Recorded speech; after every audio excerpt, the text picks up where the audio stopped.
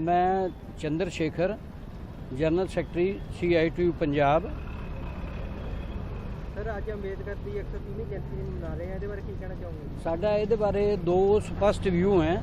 पहला, अंबेडकर जी की जिहड़ी कंट्रीब्यूशन है, विशेष तौर पर उन्होंने जिन्नी बड़ी विद्या हासिल की, देश के जो बाकी सारे लीडर भी इकट्ठे कर ले जान तो उन्होंने बराबर नहीं बनते। दूजा, जिहड़ा हिंदुस्तान का संविधान बनया उस दे अंदर सब तो वड्डी भूमिका अंबेडकर जी की है, जिहदे अंदर उन्होंने उहदे जिहड़ा बुनियादी ढांचा है या बुनियादी अधिकार हैं या दिशा निर्देश हैं स्टेट लई, राज लई, वो तीनों गल्लां दे अंदर उन्हां दी सब तो वड्डी भूमिका रही है लिखण दे अंदर भी संविधान नूं। उहदे अंदर कि देश दे अंदर विज्ञानिक विचारधारा बदलनी चाहिए है और बराबरता जिहड़ी है विशेष तौर पर जगीरदारां दी ते किसानां दी और मजदूरां ते सरमाएदारे दी जिहड़ी है जिहड़ा भी फर्क है, बहुत बड़ा अंतर है दोनों के अंदर।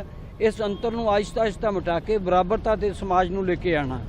उन्होंने ये कहा सी कि जे राजनीतिक बराबरता एक बंदे नूं एक वोट का अधिकार तां होएगा, राजनीतिक बराबरता होगी संविधान नाल, पर जे आर्थिक बराबरता ना होई तो फिर ये संविधान भी देश नहीं बचेगा।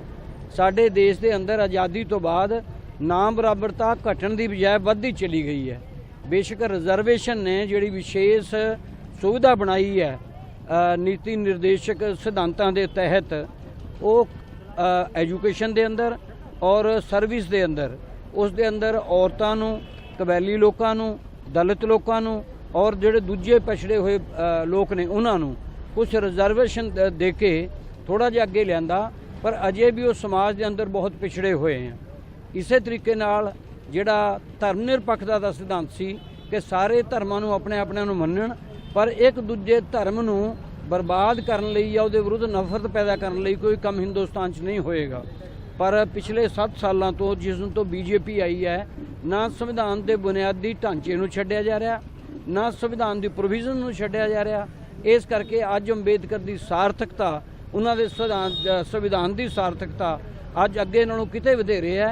तां अज CITU पूरे देश के अंदर अंबेडकर का जन्मदिन नवे संदर्भ के अंदर मना रही है और संविधान नूं बचाउण दा, संविधानक संस्थावां नूं बचाउण दा और दलित तो गरीब लोगों ते औरतां दी बराबरी का सिद्धांत जिहड़ा है उसनूं असीं अगे लेके जावांगे।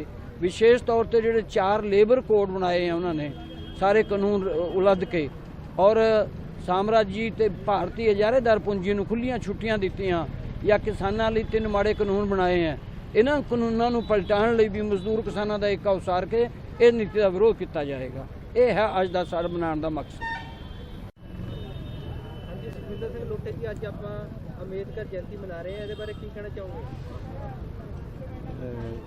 गल है जी, अज उस महान हस्ती का जिहड़ा युग पुरुष सी अज जन्मदिन मनाया जा रहा है, उन्होंने याद किया जा रहा। क्यों याद किया जा रहा और सौं चुकनी आ कि जो संविधान उन्होंने बनाया उसकी राखी की जाए, क्योंकि छोटी उम्रे ही उन्होंने मनुवाद अपने पिंडे ते हटाया और वो बड़ियां मुश्किलों नाल वो मतलब पढ़ाई दे अंदर अपने आप नूं उन्होंने एडवांस किया, जिहदा सिट्टा यह निकलिया बड़ौदा के राजा ने उन्होंने पढ़ाई लई भेजा, क्योंकि भी राज दे अंदर अपने राज दे अंदर उन्होंने काम लिया जा सके।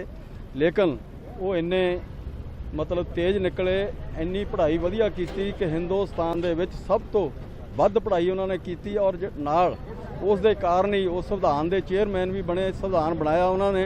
नाल संविधान बनाउण तो बाद ਲੋਕਾਂ ਨੂੰ ਅਪੀਲ ਕੀਤੀ, ਜਦੋਂ ਸੰਵਿਧਾਨ ਲਾਗੂ ਕੀਤਾ ਲੋਕਾਂ ਨੂੰ ਅਪੀਲ ਕੀਤੀ ਵੀ ਇਹ ਸੰਵਿਧਾਨ ਤਾਂ ਮੈਂ ਬਣਾਤਾ, ਜਿੱਦਾਂ ਦਾ ਵੀ ਹੈ ਚੰਗਾ ਮਾੜਾ ਇਹਦੀ ਰਾਖੀ ਕਰਨੀ ਲੋਕਾਂ ਦਾ ਫਰਜ਼ ਹੈ।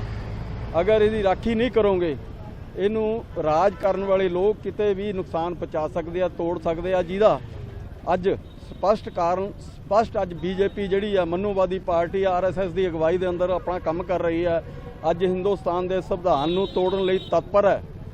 ਔਰ ਤੁਸੀਂ ਦੇਖ ਰਹੇ ਹੋ ਕਿਸਾਨਾਂ ਮਜ਼ਦੂਰਾਂ ਤੇ ਹਮਲੇ ਹੋ ਰਹੇ ਨੇ।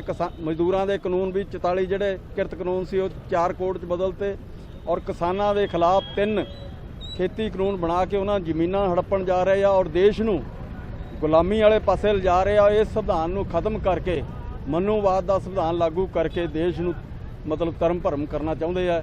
ਇਹਦੇ ਲਈ ਲੋਕਾਂ ਨੂੰ ਅਪੀਲ ਕਰਦਾ ਮੈਂ ਅੱਜ ਇਸ ਦਿਨ ਤੇ ਜਿਹੜਾ ਕਿ ਇਸ ਸੰਵਿਧਾਨ ਨੂੰ ਬਚਾਉਣ ਲਈ ਔਰ ਐਸੀਆਂ ਕਾਲੀ ਤਾਕਤਾਂ ਨੂੰ ਹਟਾਉਣ ਲਈ ਆਪਣੇ ਆਪ ਨੂੰ ਅੰਦੋਲਨ ਦੇ ਵਿੱਚ ਲਿਆਉਣ, ਅੰਦੋਲਨ ਦਾ ਹਿੱਸਾ ਬਣਨ ਔਰ ਸਰਕਾਰ ਦੀਆਂ ਨੀਤੀਆਂ ਦੇ ਖਿਲਾਫ ਆਪਣੀ ਲੜਾਈ ਨੂੰ ਤੇਜ਼ ਕਰਨ।